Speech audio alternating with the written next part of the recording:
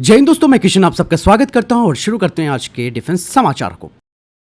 दोस्तों, भारत की strategic forces command, जिसे कि एसएफसी कहा जाता है, वो अब अपने परमाणु हथियारों की सुरक्षा और शुरुआती चेतावनी यानी कि अर्ली वार्निंग क्षमता बढ़ाने के लिए नेक्स्ट जनरेशन के मिसाइल वार्निंग सैटेलाइट्स बनाने की योजना पर काम कर रही है। और ये सैटेलाइट्स दोस्तों लगभग 35,400 किलोमीटर की ऊंचाई यानी कि जियो ऑर्बिट से बैलिस्टिक मिसाइल्स, हाइपरसोनिक मिसाइल्स और अन्य खतरों का पता लगाएंगे। इसरो और प्राइवेट सेक्टर की कंपनियां जैसे कि पिक्सल, गैलेक्स आई के साथ मिलकर इन्हें पूरी तरह स्वदेशी तरीके से विकसित किया जाएगा ताकि ऑपरेशन का पूरा कंट्रोल एसएफसी के पास रहे। इन सैटेलाइट्स में एडवांस इंफ्रारेड सेंसर और सार रडार लगे होंगे जो दिन, रात और बादलों में भी लॉन्च होने का पता लगा सकते हैं। ये क्षमता भारत की बैलिस्टिक मिसाइल डिफेंस यानी कि बीएमडी सिस्टम के लिए काफी जरूरी है ताकि दुश्मन के हथियारों को समय रहते रोका जा सके। चाइना और पाकिस्तान की बढ़ती हुई मिसाइल क्षमता को देखते हुए एसएफसी का ये टारगेट है कि 2030 तक 50 से अधिक मिलिट्री सैटेलाइट्स डिप्लॉय किए जाएं, जैसे कि हाई रेजोल्यूशन सेंसर्स, लंबे समय तक चलने वाले प्रपोजन सिस्टम और साइबर सुरक्षा। हालांकि इसके लिए भी 2025 के अंत तक एक मिलिट्री स्पेस डॉक्ट्रिन जारी की जा सकती है। वहीं दोस्तों, अभी तक एयर लॉन्च ब्रह्मोस ए की रेंज 450 किलोमीटर थी, लेकिन अब डीआरडीओ इसकी पावर को लगभग डबल करने जा रहा है। जी हाँ, सीधा 800 किलोमीटर तक। ये कोई खाली दावा नहीं करे दोस्तों। हाल ही में डीआरडीओ ने जमीन से लॉन्च होने वाली 800 किलोमीटर की रेंज वाली ब्रह्मोस का सफल परीक्षण भी किया था। और याद कीजिए मई 2025 का ऑपरेशन सिंदूर, जब हमारे सुखोई 30 MKI ने करीबन 12 से 15 ब्रह्मोस ए मिसाइलें दागी और पाकिस्तान के 13 में से 11 बड़े एयरबेस को बड़ा नुकसान पहुंचा दिया। चाहे वो रफीकी हो, सरगोदा हो या जैकोबाबाद, इनके runway, command centre, air defence system सब चौपट कर दिया था। अभी तक हमारी एयरफोर्स के पास करीबन 40 Su-30 MKI हैं जो ब्रह्मोस ए लेकर उड़ सकते हैं। हर मिसाइल का वजन करीबन 2.5 टन है, जो कि अपने साथ 200 से 300 किलो का हाई एक्सप्लोसिव वॉरहेड ले जा सकते हैं। फायर एंड फॉरगेट टेक्नोलॉजी और बहुत कम रडार सिग्नेचर होने के साथ ये समुद्र की सतह से 10 मीटर तक नीचे उड़ सकती है। आपको बता दें कि 800 किलोमीटर वाला वेरिएंट डीआरडीओ का एक बड़ा इंजीनियरिंग कमाल भी है, बिना साइज और वजन बढ़ाए। मिसाइल का फ्यूल टैंक का डिजाइन बदला गया है, हल्के लेकिन मजबूत मटेरियल का इस्तेमाल किया गया है और सबसे खास एक नया हाई एनर्जी डेंसिटी फ्यूल बनाया गया है जो भारत में ही डेवलप हुआ है। इससे मिसाइल उतनी ही स्पीड पर दोगुनी दूरी तय कर सकती है। साथ ही इसका नेविगेशन सिस्टम और स्वदेशी सीकर भी अपग्रेड किया गया है, जिससे कि 800 किलोमीटर दूर के टारगेट को भी सेंटीमीटर लेवल एक्यूरेसी के साथ हिट कर सकती है। दोस्तों, 800 किलोमीटर रेंज के बाद भारत की स्ट्राइक कैपेबिलिटी एक नए लेवल पर आएगी और पाकिस्तान के कराची, ग्वादर जैसे नेवल बेस या फिर स्ट्रैटेजिक कमांड सेंटर, सब पर भारत अपने इलाके से ही हमला कर सकता है। और सिर्फ पाकिस्तान ही नहीं, बल्कि तिब्बत में बैठे चीन के एयरबेस, मिसाइल साइट्स और लॉजिस्टिक हब भी इसके रडार पर होंगे। तो कह सकते हैं कि ब्रह्मोस ए का ये अपग्रेड भारत को एयर पावर में असली गेम चेंजर बना देगा। वहीं दोस्तों, अस्त्र मार्क 3, जिसे कि गांडीव कहा जाता है, अब ये कोई साधारण मिसाइल नहीं है। ये वो beyond visual range air to air missile है जिसकी रेंज 340 किलोमीटर से ज्यादा है। और खास बात ये है कि ये दुश्मन के अवाक्स, इन फ्लाइट रिफ्यूलिंग एयरक्राफ्ट और बड़े ट्रांसपोर्ट प्लेन्स को उनके अपने एयर स्पेस में घुसकर मार गिराने के लिए बनाई गई है। इसकी सबसे बड़ी खासियत है इसका सॉलिड फ्यूल डक्टेड रैमजेट यानी कि SFDR इंजन। जहां पुराने अस्त्र मार्क 1 और मार्क 2 में सिर्फ रॉकेट मोटर थे, लेकिन गांडीव में SFDR है जो हवा से ऑक्सीजन लेता है और लंबे समय तक सुपरसोनिक स्पीड बनाए रखता है। और इसकी जो दूसरी सबसे बड़ी खासियत है वो है इसका इन फ्लाइट डेटा लिंक और मल्टी सेंसर गाइडेंस। जब मिसाइल हवा में होती है तो इसे लगातार अपडेट मिलते हैं, लॉन्च करने वाले फाइटर जेट से, अवाक से, ग्राउंड रडार से और यहां तक कि सैटेलाइट से भी। यानी अगर टारगेट अपनी दिशा बदले तो मिसाइल भी उड़ान के बीच अपना रास्ता बदल सकती है और फिर भी सटीक वार कर सकती है। और तीसरी सबसे बड़ी चीज ये है इसका इंडिजिनस सीकर यानी कि आइसा सीकर। ये सिर्फ सामने दिखने वाला सेंसर नहीं है, ये 360 डिग्री से डेटा ले सकता है और ग्राउंड बेस्ड रडार जैसे कि long range battle management radar, इनसे भी गाइडेंस ले सकता है। यानी कि अगर दुश्मन स्टेल्थ टेक्नोलॉजी या इलेक्ट्रॉनिक जैमिंग का इस्तेमाल भी करे तो भी ये उसे ट्रैक करके खत्म कर सकती है। गांडीव के 2 वेरिएंट आएंगे, एक स्टैंडर्ड वर्जन आएगा जो 300 किलोमीटर से ज्यादा रेंज वाला होगा और दूसरा होगा बूस्टर वर्जन, खास तौर पर अवाक्स जैसे हाई वैल्यू टारगेट्स को दूर से मार गिराने के लिए। और इस मिसाइल को दोस्तों Su-30 MKI, तेजस, राफेल या फिर MiG-29 पर लगाया जाएगा। दोस्तों, अब DRDO sea based anti ballistic missile defence system को तैयार कर रहा है जो कि चाइना के कैरियर किलर मिसाइलों को हवा में रोकने के लिए तैयार हो रहा है। चाइना के पास DF-21D और DF-26 जैसी एंटी शिप बैलिस्टिक मिसाइलें हैं और ये मिसाइलें 1500 से लेकर 4000 किलोमीटर तक की रेंज वाली हैं और ये हाइपरसोनिक स्पीड में चलते हुए दुश्मन के एयरक्राफ्ट कैरियर को मार गिरा सकती है। ऐसे में भारत के लिए अपने जहाज़ों और कैरियर बैटल ग्रुप की सुरक्षा सबसे ज़्यादा जरूरी हो गई है।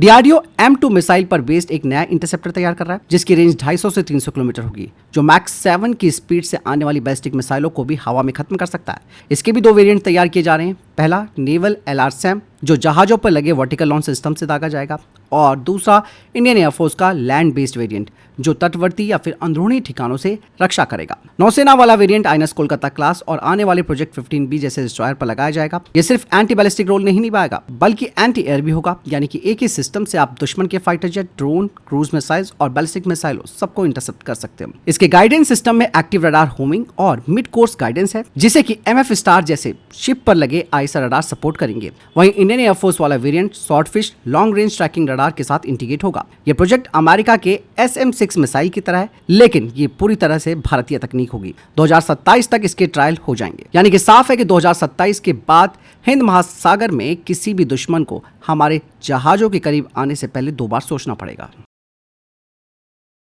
वही दोस्तों, मई 2025 में ऑपरेशन सिंदूर में भारत ने दावा किया है कि भारतीय S-400 एयर डिफेंस सिस्टम ने पाकिस्तान के 5 फाइटर जेट और एक बड़ा एयरक्राफ्ट यानी कि अवाक्स मार गिराया। और इस दावे को इनडायरेक्टली एक बड़ा सपोर्ट मिला है जो कि ब्रिटेन की मार्टिन बेकर कंपनी से है, जो कि दुनिया भर के फाइटर जेट्स के लिए इजेक्शन सीट्स बनाती है। मार्टिन बेकर हर सफल पायलट इजेक्शन के बाद अपनी वेबसाइट पर लाइफ सेव्ड का आंकड़ा बढ़ाती है, लेकिन युद्ध में हुई घटनाओं का सीधा जिक्र नहीं करती। मई 2025 में जो आंकड़े आए उसमें 7 मई को यह आंकड़ा अचानक 5 बढ़ गया था, जिनमें 2 से 3 इजेक्शन की कोई जानकारी ही नहीं थी। और 10 मई यानी कि सीज फायर वाले दिन को 3 और इजेक्शन जोड़े गए थे जिनका कोई विवरण सामने नहीं आया। डिफेंस एक्सपर्ट्स का मानना है कि ये अनक्लेम्ड इजेक्शन पाकिस्तान के F-16 या फिर मिराज पायलटों के हो सकते हैं जो भारत के हमले से बचने के लिए। सोशल मीडिया पर इसे घोस्ट इजेक्शन कहा जा रहा है और इसे भारत के दावों के समर्थन में एक परोक्ष सबूत भी माना जा रहा है। इसके अलावा भारतीय वायुसेना ने पाकिस्तान के चुनिया जो कि पंजाब में है उनके वहां पर मौजूद रडार ठिकाने की नई सैटेलाइट तस्वीर जारी की है और ये तस्वीर 9 अगस्त 2025 को air chief marshal Amarpreet Singh ने दिखाई थी। इसमें रडार हेड पर जलने के निशान साफ दिखाई दे रहे हैं, जिसे वायुसेना ने सफल हमले का सबूत बताया। चुनिया का ये रडार माना जा रहा है कि या तो चाइना का YLC-80 एंटी स्टेल्थ सिस्टम था या फिर अमेरिका का AN/TPS-77। इसके नष्ट होने से पाकिस्तान की पंजाब सेक्टर में निगरानी क्षमता कमजोर हो गई थी और भारतीय फाइटर जेट्स के लिए रास्ता खुल गया था। वहीं दोस्तों, DRDO अब एक नया इलेक्ट्रॉनिक इंटेलिजेंस यानी कि एलनिट सैटेलाइट तैयार कर रहा है जिसे जियो स्टेशनरी ऑर्बिट यानी कि जियो में डिप्लॉय किया जाएगा। ये सैटेलाइट दुश्मन के रडार, कम्युनिकेशन और अन्य इलेक्ट्रॉनिक सिग्नल्स को पकड़कर उनका विश्लेषण करेंगे, जिससे कि भारतीय सेना को रियल टाइम खुफिया जानकारी मिलेगी। आपको बता दें कि पहले का जो EMI-SAT सैटेलाइट लो अर्थ ऑर्बिट में था उसकी कवरेज रेंज काफ़ी लिमिटेड थी, लेकिन जियो में नया सैटेलाइट एक ही जगह से लगातार बड़े इलाके पर नजर रख सकता है। इसमें advance Kautilya ELINT payload, AI based data processing और सिंथेटिक अपर्चर रडार जैसी तकनीकें होंगी, जिससे बॉर्डर पर और समुद्र में दुश्मन की गतिविधियों की निगरानी हो पाएगी। ये प्रोजेक्ट DRDO, इसरो और प्राइवेट सेक्टर की कंपनियों से हो रहा है और SBS फेज 3 के तहत 2026 तक लॉन्च किया जाना है। इसके जरिए भारत, पाकिस्तान और चीन के मिलिट्री गतिविधियों पर 24 घंटे 7 दिन नजर रख पाएगा। हाल ही में कुछ तस्वीरें सामने आई हैं जो कि आकाश मिसाइल लॉन्चर की है और इस पर एक नया और अलग तरीके का कैमोफ्लेज पैटर्न देखा जा रहा है जो भारतीय सेना या वायुसेना में इस्तेमाल होता ही नहीं है। माना जा रहा है कि ये एक्सपोर्ट वेरिएंट है और हो सकता है कि अर्मीनिया के लिए इसे तैयार किया गया। आकाश 1S मिसाइल सिस्टम DRDO के द्वारा डेवलप किया गया है। अर्मीनिया ने 2022 में भारत से $720 मिलियन का सौदा किया था और ये जो नया कैमोफ्लेज वाला वेरिएंट है वो शायद हो सकता है कि उसके इलाके और जरूरत के हिसाब से बनाया गया हो। ये दिखाता है कि भारत अब आत्मनिर्भर भारत मिशन के तहत डिफेंस इक्विपमेंट्स का बड़ा एक्सपोर्टर बनने की दिशा में तेजी से बढ़ रहा है और विदेशी ग्राहकों की पसंद के मुताबिक बदलाव भी कर रहा है। दोस्तों, भारत का तीसरा नीलगिरी श्रेणी का स्टेल्थ गाइडेड मिसाइल फ्रिगेट 7 अगस्त 2025 को कोलकाता के गार्डन री शिप बिल्डर एंड इंजीनियर से रवाना हुआ। ये GRSC के द्वारा बनाया गया पहला नीलगिरी क्लास का जहाज है। 149 मीटर लंबा और 6670 टन वजनी ये युद्धपोत आधुनिक स्टेल्थ टेक्नोलॉजी से लैस है, जिससे कि इसे दुश्मन के रडार पर पकड़ना मुश्किल हो जाता है। CODOG प्रणाली से चलने वाला ये जहाज 28 नॉट की रफ्तार और 5500 नॉटिकल मील की रेंज हासिल कर सकता है। हथियारों की बात करें तो इसमें 8 ब्रह्मोस मिसाइलें, 32 बराक, 8 लंबी दूरी की सतह से हवा में मार करने वाली मिसाइलें, 76 mm की कैनन, CIWS, टॉर्पीडो और RBU 6000 रॉकेट लॉन्चर शामिल हैं। इसमें एडवांस सेंसर्स, सोनार और इलेक्ट्रॉनिक वॉरफेयर सिस्टम लगे हैं। साथ ही हेलीकॉप्टर ऑपरेशन की भी सुविधा है। लगभग 75% स्वदेशी उपकरणों के साथ बनाया गया ये जहाज 2000 से अधिक भारतीय कंपनियों के सहयोग से तैयार हुआ है और हजारों लोगों को रोजगार भी मिला है। ये जहाज भारतीय नौसेना की समुद्री ताकत को और मजबूत करेगा। हाल ही में दोस्तों, सरकार ने लोकसभा में बताया है कि DRDO का कोई भी प्रोजेक्ट पायलट प्रोजेक्ट की कैटेगरी में नहीं आता है। डीआरडीओ केवल मिशन मोड प्रोजेक्ट्स पर काम करता है ताकि भारतीय सेनाओं को आधुनिक हथियार और प्लेटफॉर्म मिल सके। टेक्नोलॉजी डेवलपमेंट फंड यानी कि टेडबीएफ योजना के तहत डीआरडीओ प्राइवेट सेक्टर खासकर कि एमएसएमईज और स्टार्टअप को डिफेंस टेक्नोलॉजी विकसित करने में अनुदान भी देता है और अभी तक 81 प्रोजेक्ट्स मंजूर हुए हैं और 30 तकनीकें सफलतापूर्वक विकसित की गई हैं। डीआरडीओ ने 637 डुअल यूज टेक्नोलॉजी इंडस्ट्रीज को ट्रांसफर भी किया जिनका फायदा आम समाज को भी मिला है। इवन सरकार ने एनसीसी के बारे में बताया कि अभी 21,819 शैक्षणिक संस्थाओं में ये सक्रिय है और नई शिक्षा नीति में इसका महत्व बढ़ गया है। एनसीईआरटी की किताबों में सेना की भूमिकाओं पर अतिरिक्त कंटेंट भी जोड़ दिया गया है।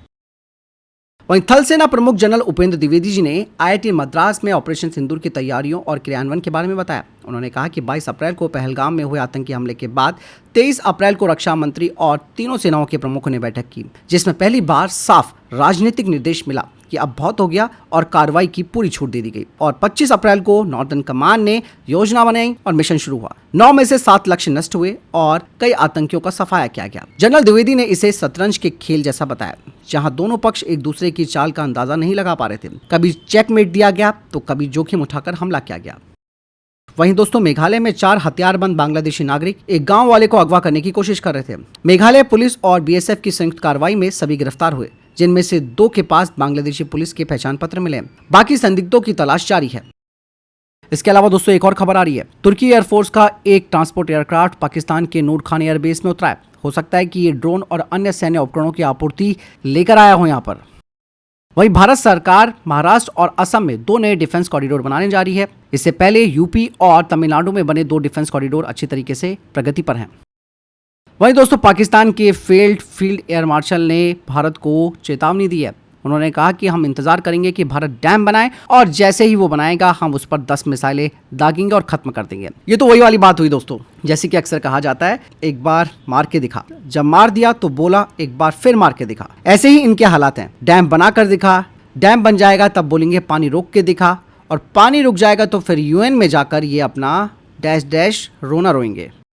दोस्तों, भारतीय सेना ने कह दिया है कि ऑपरेशन सिंदूर 2.0 जल्द शुरू हो सकता है। भारतीय सेना प्रमुख ने आने वाले संभावित संघर्ष के बारे में संकेत दे दिया है और सभी से तैयार रहने के लिए कहा है। और हम भी दोस्तों अपनी भारतीय सेना के साथ खड़े हैं।